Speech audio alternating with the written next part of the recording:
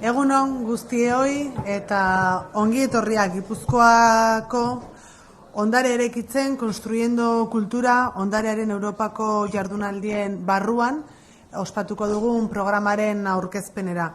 Gipuzkoak bere ondare arkitektonikoaren ateak irekitzen dizkio munduari ekitaldi ekimen honekin, 123 kultur proposamen izango ditugu 37 udalerrietan. Eskerrak eman udalerri guztiei eta kulturan dabiltzan agente guztiei elkarlan honengatik eta sarean eginiko lana itzela delako.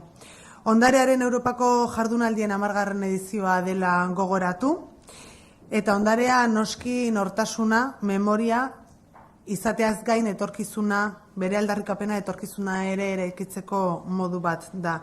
Nerekin mailan programa xehetasunez azaldu ahal izateko Ane Errotaetxe dugu, ongi etorri eta egunon, Ines García Azpiazu, Usurbilko turismo dinamizatzailea egunon, eta baita ere Laure Etxepare, EHUko ikerketa taldeko kidea eta arkitektura goi eskolako teknikaria. Beraiek azalduko dute, Anek programa bere osotasunean, eta zuei eskerrak eman, beste agente guztiei bezala eskerrak eman parte hartzeagatik, eta urtetik urtera, ekitaldiz ekitaldi, ondarearen aldarrikapena eta edatze hori barkatu sustatzeagatik eta memoriaren eraikitze horretan bide lagun izateagatik. Beraz, Ana iri emango diot. Eskerrik asko baita ere gaur gerturatu zareten guztioi. Como decía Goizan, este programa es posible gracias a una cantidad enorme de agentes que cada año se suman a participar y a dinamizar ese patrimonio. Urte honetan gainera inoiz baino proposamen gehiago jaso ditugu eta 10%ean igo dira kultur aktibitateak urte honetarako. Beraz, ondarea deskubritzeko aukera asko oso anitzak izango ditugu. Programa hau Gipuzkoako Foru Aldundiak sustatzen du Araba eta Bizkaiko Foru Aldundiarekin batera eta Eusko Jaurlaritzak programaren kudeaketan ere laguntzen du. Beraz, gainera, hiru lurraldetan barkatu eskainiko den programa bat da.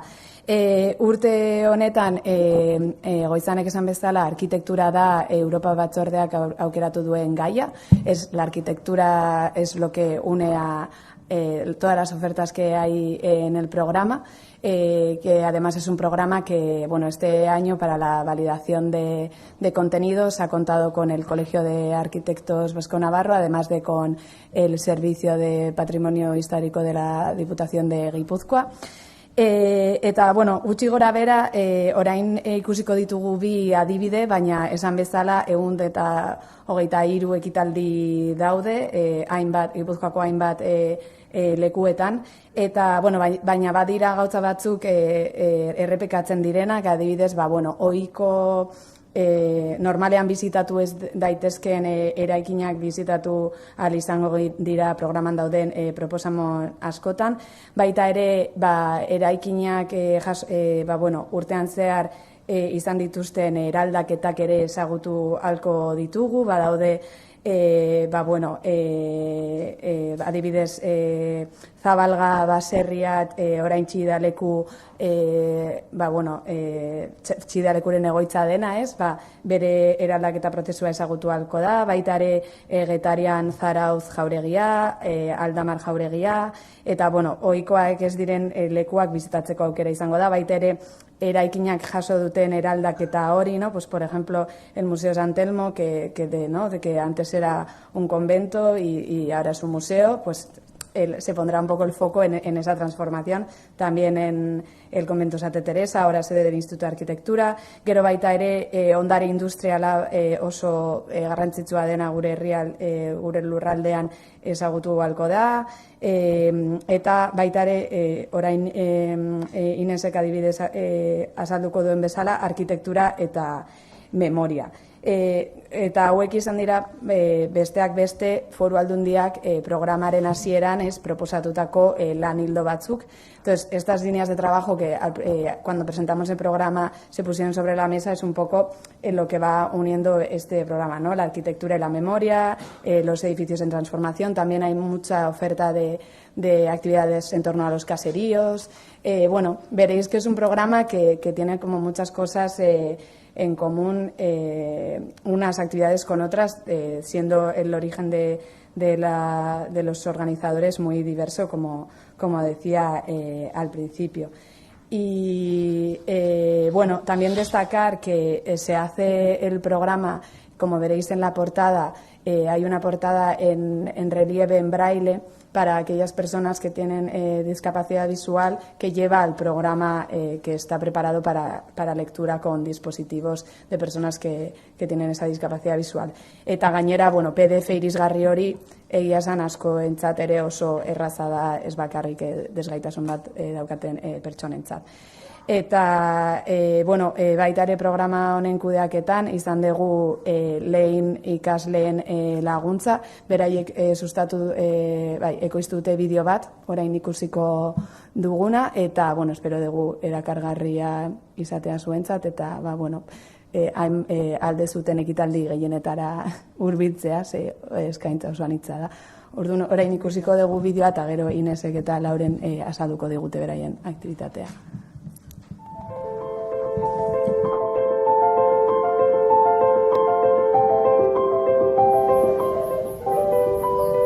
Harri bakoitzak, arku bakoitzak, fatxada bakoitzak istorio bat kontatzen du.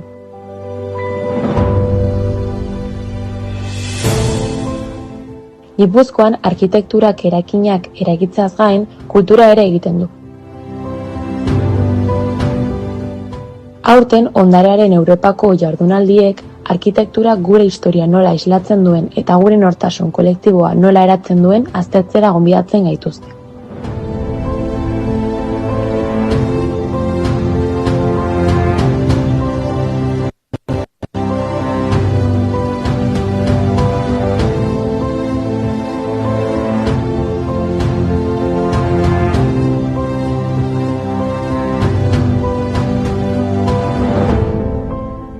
Monumentu historikoetatik hasi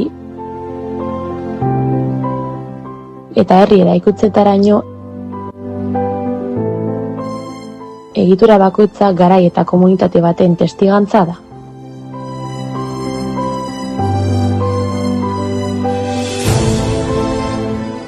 Jardunaldi hauetan oroimenaz beteriko pasabideetan barrenatuko gara. Ezkutuko xehetasunak aurkituz eta denboraren aztarna egitura bakoitzean sentituz.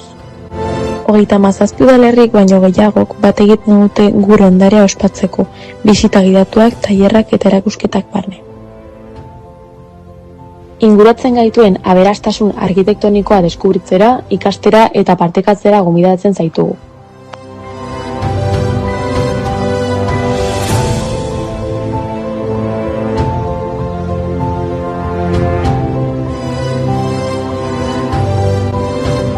Eta 2025ko ondarearen Europako jardunaldiak Gipuzkoan.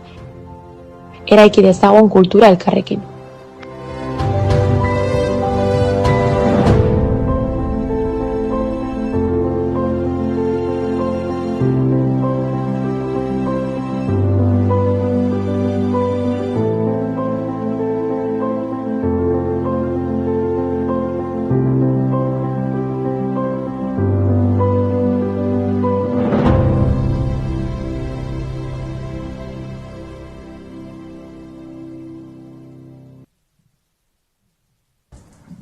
Bueno, gero bideoa YouTubeko kanalean egongo da, ze orain arazoren bat egonda eta moztuta ikusi dugu. El vídeo estará en el canal de YouTube porque ha habido un problema y estaba cortado el vídeo, así que perdón. Lasai, garrantzitsuena ikusi dugu eta orain Ines García Azpiazuri emango diotitza, ongi etorria eta eskerrik asko. Kaixo, lehenik eta ben mila esker, gonbidapenarengatik, plazerra da gure proposamenak zuekin partekatzea. Zireunda usurbil bizi, turismoaren bidez, bestelako turismo eredu bat proposatzen dugu. Herriaren identitatean, baloretan, ondarean eta proiektu eraldatzailetan oinarritutako eskaintza antolatuz. Eta hori eskaini nahi diogu gure herria ezagutu nahi duen orori, turismo identitario, eraldatzaile eta aktiboa sustatu nahi dugu, egungo turismo estandarretatik at. Eta, hace 3 años en Usurbil comenzamos un proyecto en el que nos reunimos con agentes, asociaciones y grupos de personas y se decidió qué es lo que se quería mostrar, qué es lo que se quería compartir con el resto de visitantes y, por supuesto, con los mismos usurbiltarras. Y se identificaron 14 usurbiles. Ez dizkizuet 14 usurbilak azalduko, bestela denbora gehi pasako nuke hemen, baina egia da, 14 usurbil horietatik 3 badutela erlazio zuzena, gaur egun, momentu honetan azaltzen ari garenakin. Bat da Sagardoaren usurbil, bestea da Ondarearen usurbil, eta azkenik memoria historikoaren usurbil.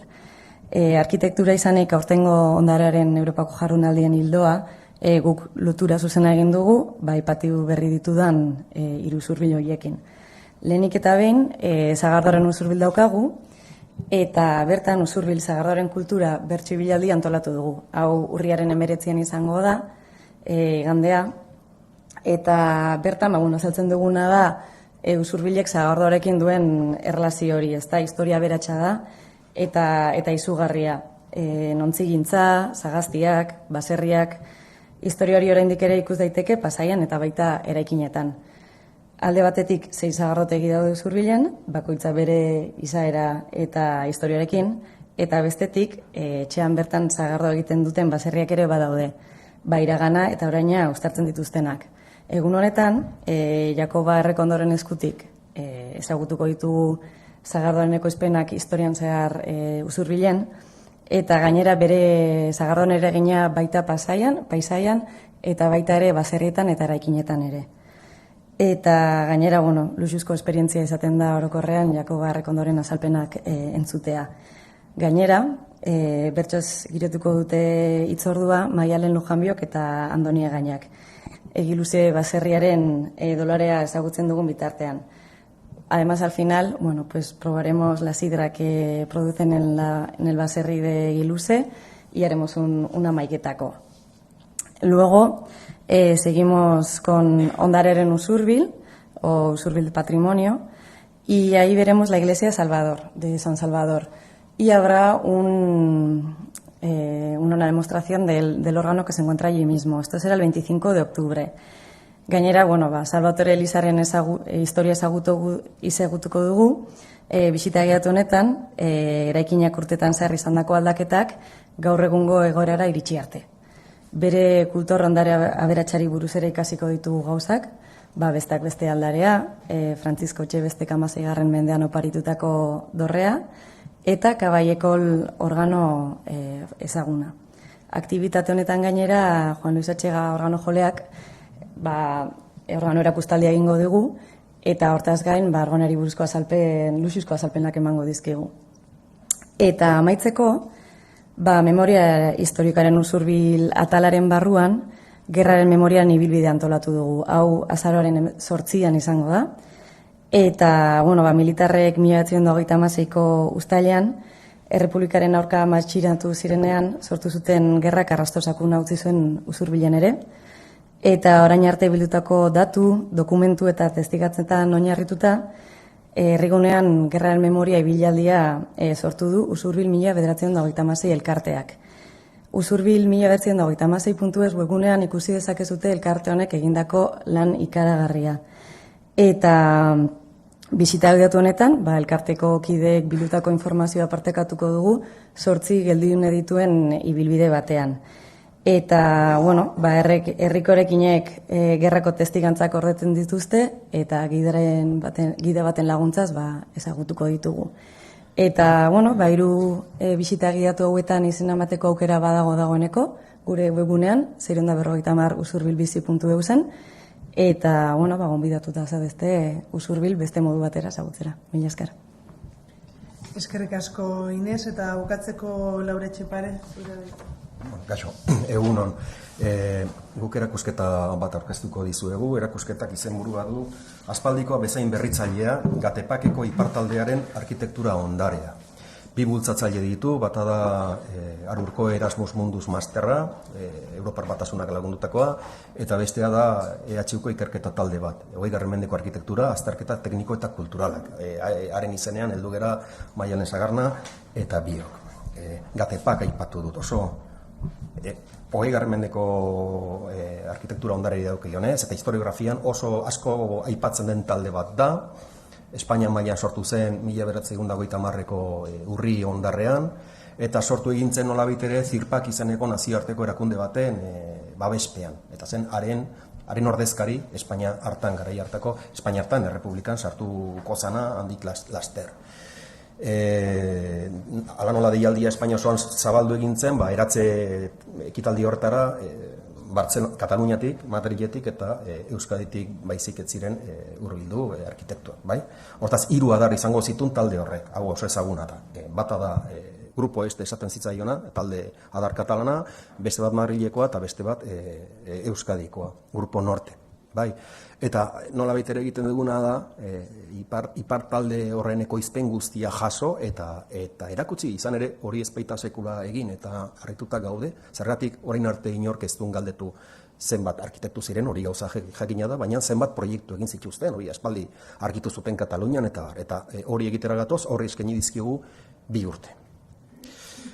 Zergatik ez den egin, gure susmoa da, historiografiak ez dula onartu nahi izan, talde horrek izan zitula 2 aldi, lehenbiziko aitzindariak zeuden, ospe eta distira handiena izan zutenak, aurra daude Jose Manuel Aizpurua, nola ez, Joaquin Labayen eta Luis Vallejo Bilbotarra, baina esan behar da ere bai, 33ko abenduan, azaro abenduan, beste 9 arkitekto gehitutela bat talde horrekin, eta akaso, bikainak dira gehienak, ez dute hainbesteko distira, ez dira inpuruak, ez dira inmodernoak, ez dute hain euneko egiten bat mugimendu modernoarekin, eta hori dela eta, susmoa dugu, historialariek eta historiografiak bazter egin diela edo bazter ez dutela aintzat hartu nahi izan proiektu horiek. Guztiak kontutan hartuta, 72 proiektu direla atera dugu, 72, hau bizirik dago, kaso bilatuko ditu gehiago, baina gaur-gaurko 72 proiektu dira, lehenbizikoa izango da 1930koa. Nautikoa ez dugu sartu, zeren nautikoa egiten da Gatepak sortu baino lehen, hortik aurrerakoak, eta azkenak izango dira 37koak. Bai, hori guztia jaso ditugu 72 paneletan panel txikiak dira, eta bakoitzan aurkitu dituzue, inguru abarra, kurtea, tokia, eta irudi adierazgarriak gehi, artxibotako referentziak eta bibliografia pixka bat. Bai, horrez gain, hori urriaren 8an zabalduko dugu HUko Carlos Santamaria liburutegiko erakustokian eta 22an jasoko dugu. Aste arte eta aste azkenez, 11 bizita gidatuak egingo ditu, alegia aurra azaltzea, eta horrez gain bitxango egingo ditugu, bata Bilbora eta beste Iruna. Bilbon badauzkagulago 5 pasei kasu eta Irunen beste 5 pasei, eta Donostian gutxi dago, ez baldin bada klub nautikoa, bai? Eibar izan zitekeen ere bai, beste baterako utziko dugu industriarekin sartzen geranean. Bai. Tan innovador como de hace tiempo el patrimonio arquitectónico del Grupo Norte. Bueno, el Grupo Norte es una facción, una sección del Gatepak. El Gatepak es el grupo de arquitectos técnicos españoles para el progreso de la arquitectura contemporánea que nace al abrigo del CIRPAK. Lo mismo pero en francés, más o menos. Y que pretende ser la delegación del CIRPAK internacional en España y que nace en 1930, en octubre del 30. Esto es muy conocido para la gente que ha leído de estas cosas. Si bien la convocatoria es abierta, participa el grupo catalán muy potente, si por ellos hubieran ido independientemente al CIRPAK, porque están en un proceso de ebullición, digamos, nacional independentista, pero no puede ser, así que tienen que echar el lazo al resto de territorios de España. Y es así por lo que entra un grupo de Madrid, muy potente al principio, que va decayendo, y el grupo de Euskadi con un apasionado Aizpurua, apasionado como siempre, que dice aquí estamos nosotros, y van él, Joaquín Labayen, autores del Náutico, y un arquitecto bilbaíno muy interesante que deja de ejercer al cabo de poco, que es Luis Vallejo.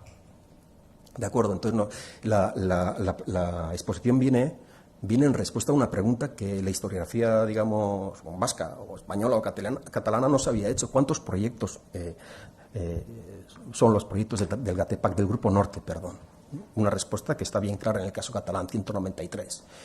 Y es lo que venimos a responder. Son 62, de momento es posible que encontremos alguno más, pero no mucho, y a cada uno de ellos le dedicamos un panel pequeñito, pero con una serie de imágenes representativas, un pequeño texto introductorio, referencias bibliográficas, archivísticas, etcétera. ¿De acuerdo? Ha habido una reticencia, ¿no? Lo decía antes, en cuanto a considerar el grupo en su totalidad. Están los pioneros, que son los más brillantes, los más modernos, que son Aizpuru, Lavalle y Vallejo, y luego, al final del 33, el grupo se reconstituye. Y yo creo que la historiografía no ha querido, digamos, reconocer, porque no eran tan modernos, no eran tan puros, no eran tan... Entonces lo que venimos a decir, bueno, todos ellos forman parte. Es verdad que hay que discriminar.